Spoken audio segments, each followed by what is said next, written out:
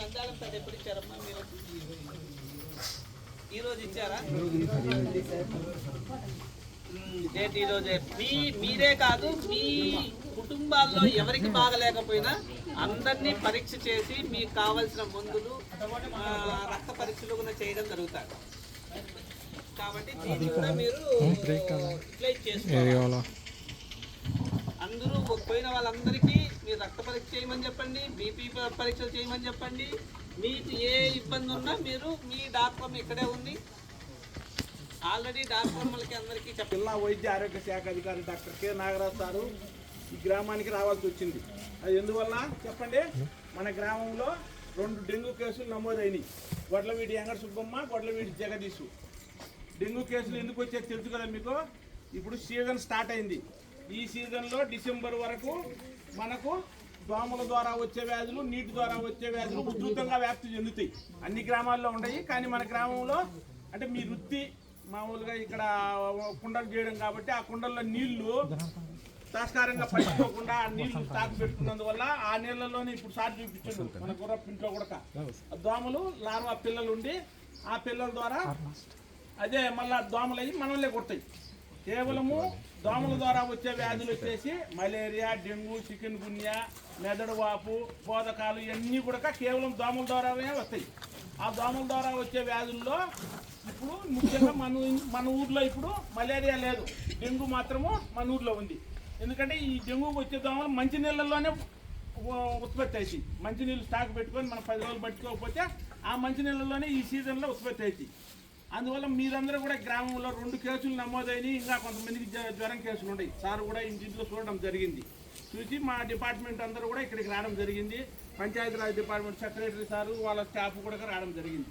కానీ ఇంత ఇంపార్టెన్స్ ఎందుకంటే ఇది ఒకసారి ఉధృతంగా గ్రామంలో అందరికీ మీరు పట్టించుకోకుండా ఆ నీళ్ళు అట్నే స్టాక్ పెట్టి విడిచిపెట్టేందుకు ఆ దోమలు కుట్టి మన గ్రామం అంతా కూడా మూకుమ్మడిగా కూడా జ్వరాలు వచ్చి డెంగ్యూ బారిన పడే అవకాశం కూడా ఉంది.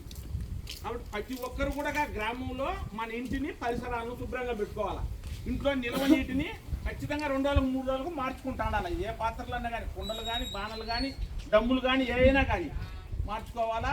పరిసరాల్లో టెంకాయలు, ఇప్పుడు టెంకాయలు తెస్తారు. ఇప్పుడు టెంకాయలు ఆరోగ్యం బాగాలేదని తెచ్చి ఆ పక్కనే పడేస్తారు.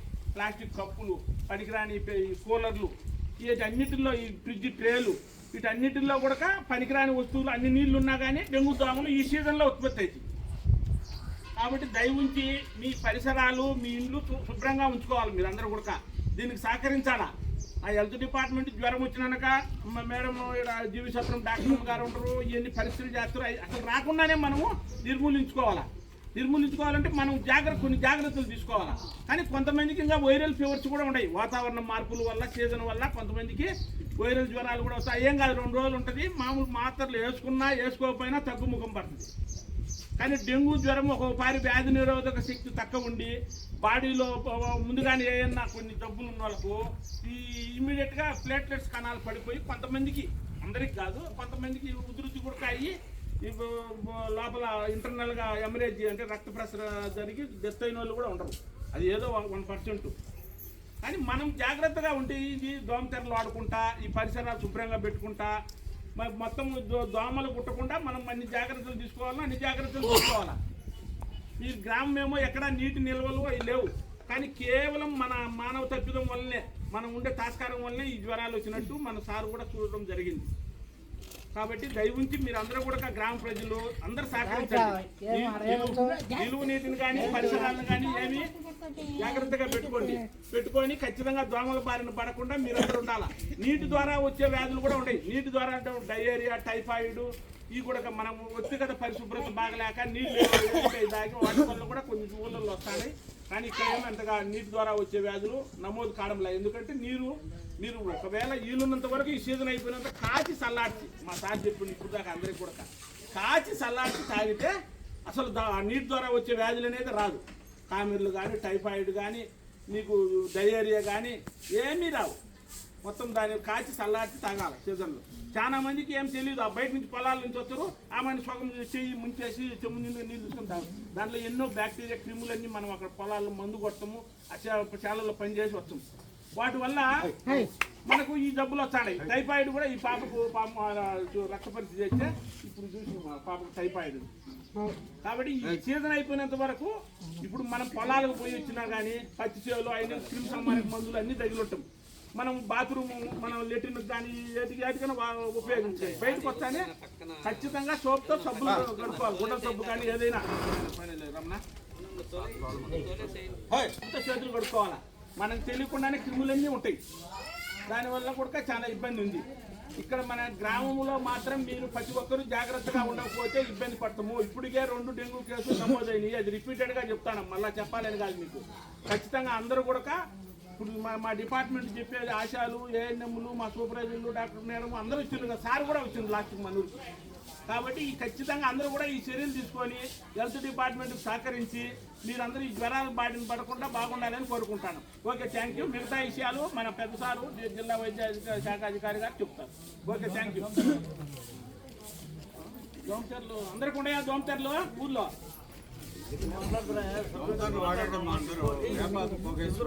అందులో ఇప్పుడు మన మందు పట్టడానికి మనుషులు వచ్చి ఉంటారు టీము. ఏరే వాళ్ళు అది వాళ్ళు ఉండరు టీము. ప్రతి ఒక్కరు వద్దు మాకు వద్దు వాసన వస్తుంది అవన్నీ మాట్లాడకుండా ప్రతి ఒక్కరు అన్ని రూముల్లో కొట్టించుకోండి. 10 నిమిషాలు ఉంటుంది అంతే వాసన. ఆ దోమలు ఏమైనా ఉన్నా సరిపోతాయి.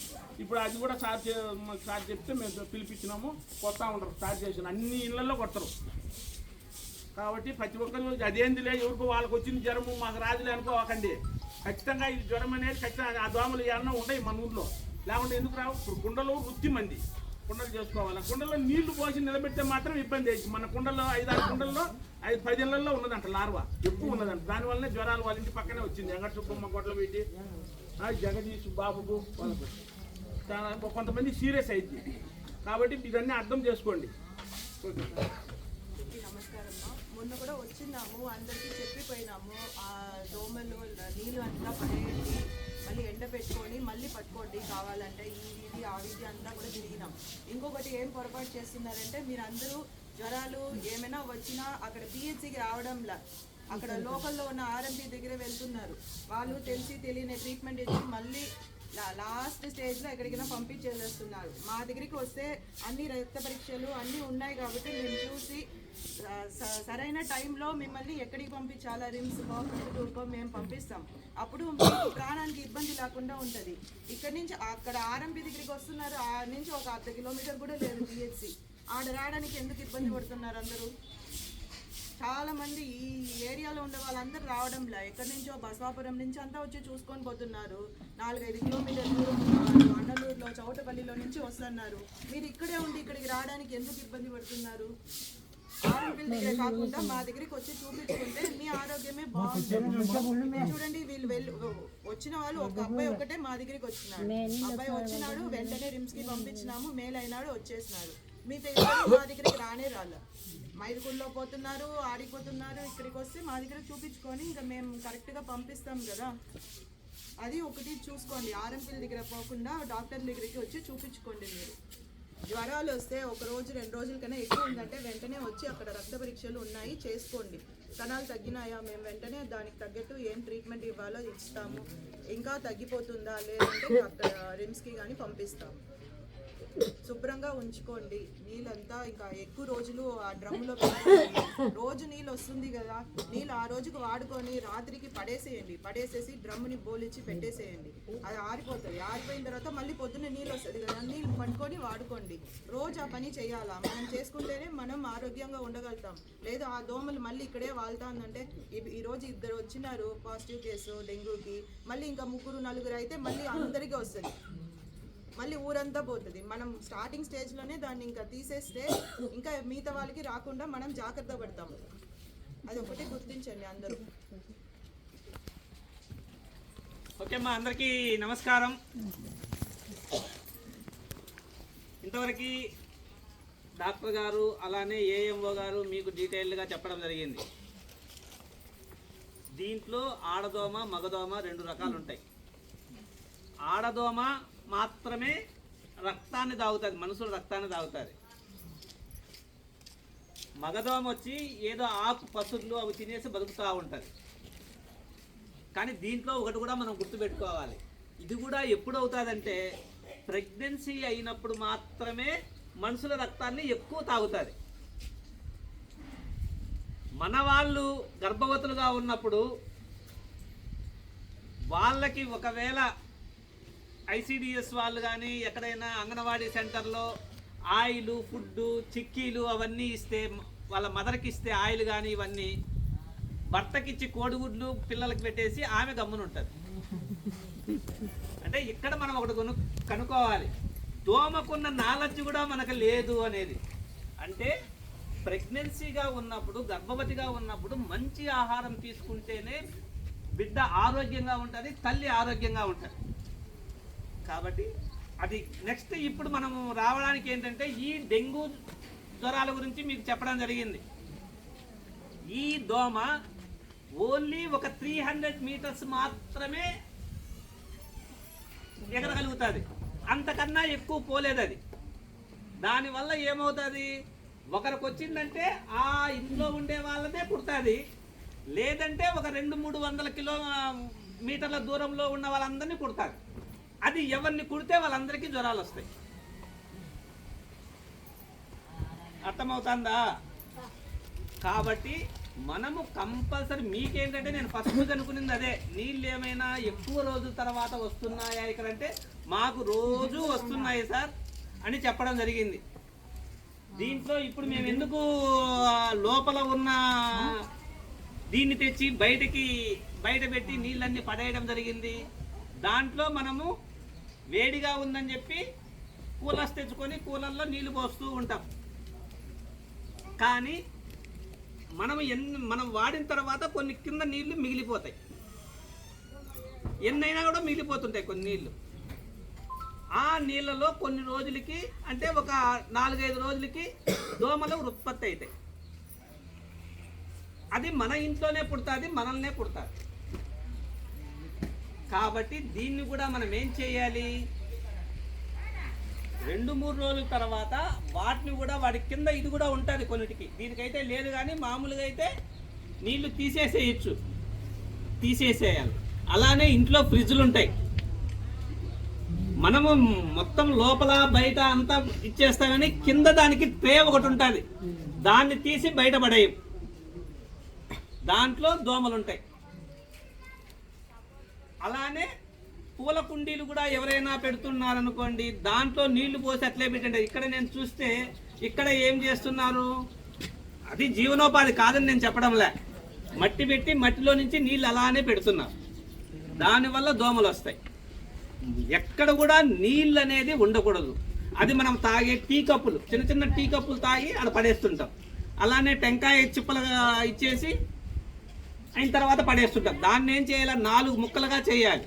ఎక్కడ కూడా వర్షం పడింది అనుకో, ఇప్పుడు లేదు వర్షం, కానీ మనకు వర్షం పడిందంటే దాంట్లో నీళ్లు నిలబడతాయి. అలానే టైర్లు, చాలామంది ఇందులో చూస్తే టైర్లు ఉంటాయి, ఎందుకంటే పిల్లలు ఆడుకోవడానికి. దాంట్లో అది మన సావల్లో పెట్టింటాం, దాంట్లో వర్షం పడతారు.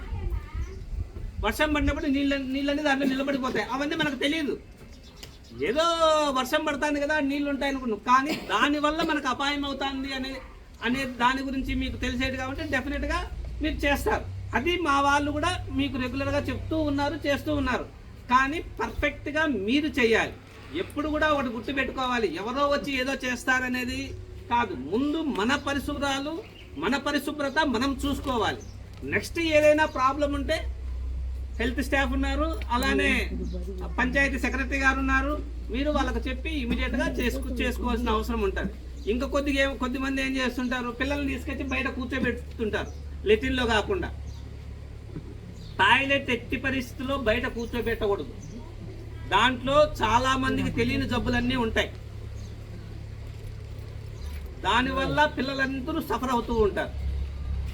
పిల్లల అనీమిక రక్తహీనత ఎందుకు వస్తుంది, అలాంటి వాళ్ళు మళ్ళీ అది కొన్ని రోజుల తర్వాత అది అట్లే ఉండిపోతుంది, ఆ మట్టిలో ఉండిపోయి ఉంటుంది. దాంట్లో మన చిన్నపిల్లలకి ఏం తెలుసు, పోయి ఆడుకుంటూ ఉంటారు. అది లోపలికి అవి కనిపించవు, మనకి చిన్న గుడ్లు ఉంటాయి. అవి లోపలికి పోయి మన రక్తం అంతా పిల్లల రక్తం అంతా తినేస్తుంటాయి, అవి తాగేస్తుంటాయి. కాబట్టి పిల్లల్ని ఎట్టి పరిస్థితుల్లో బయట కూర్చోబెట్టడం, అలానే కురుకురేలు అలవాటు చేయడం, చిప్స్ తినిపించడం, ఇవన్నీ ఎట్టి పరిస్థితుల్లో చేయకూడదు. అలానే ఇది సీజన్ కాబట్టి ఇంతవరకు మా ఏఎంఓ గారు చెప్పారు, కంపల్సరీ నీళ్లు కాంచి చల్లార్చి వాళ్ళకి బాటిల్లో పోసి ఇవ్వాలి. ఇప్పుడు ఏంటంటే మీరు పిల్లల్ని స్కూల్కి పంపిస్తారు. నేను ఈ మధ్య కాజీపేటలో చూసిన వాళ్ళు ఏం చేస్తారు, మధ్యాహ్నం మిడ్ డే మీల్స్ పెడతారు. అన్ని స్కూల్స్లోనే మిడ్ డే మీల్స్ పెడతారు. వాళ్ళు అక్కడ కరెక్ట్గా కానీ ఆ వాటర్ కానీ మంచి వాటర్ కానీ లేకపోతే మన పిల్లలకి టైఫాయిడ్ కానీ డయేరియా కానీ వామిటింగ్స్ కానీ ఇవి కానీ వచ్చే అవకాశం ఉంటుంది. కాబట్టి మనము మన పిల్లలకి ఏం చేయాలి, మార్నింగ్ వాళ్ళు స్కూల్కి వెళ్ళేటప్పుడు ఒక బాటిల్లో కాంచి చల్లార్చిన నీళ్లు పంపించాలి. వాళ్ళు ఒకవేళ తినేటప్పుడు ఆ నీళ్ళే తాగడం జరుగుతుంది. ఇప్పుడు అన్ని చేస్తున్నారు, బాగా చేస్తున్నారు, కానీ చెప్పలేం. కొద్దిమంది ఏం చేస్తారు, మేము ఫిల్టర్ నీళ్ళు తెచ్చుకుంటున్నామని రీఫిల్స్ తెచ్చుకుంటున్నారు. చాలామంది రీఫిల్స్ తెచ్చుకుంటుంటారు. వాళ్ళు ఏం చేస్తుంటారు, అది 3 నెలలకి ఆ ఫిల్టర్స్ మార్చాల, కానీ మార్చరు వాళ్ళు. ఆ నీళ్ళు అట్లే వస్తుంటాయి. దానివల్ల మళ్ళీ మనకు జబ్బులు వచ్చే అవకాశం ఉంటుంది. కాబట్టి మనము ఇది ఎందుకు మీకు చెప్తున్నానంటే ఇన్ని దగ్గర నుంచి మనకి ఇవి ఉన్నాయి. కాబట్టి ప్రతి ఒక్కటి జాగ్రత్తగా ఉండి మనము ఆరోగ్యంగా ఉంటేనే మనకి మన వల్ల వేరే వాళ్ళకు కూడా అది స్ప్రెడ్ అయ్యి అందరూ మనం చేసే చిన్న చిన్న తప్పుల వల్ల మన ఊరంతా సఫర్ అయింది అనుకోండి.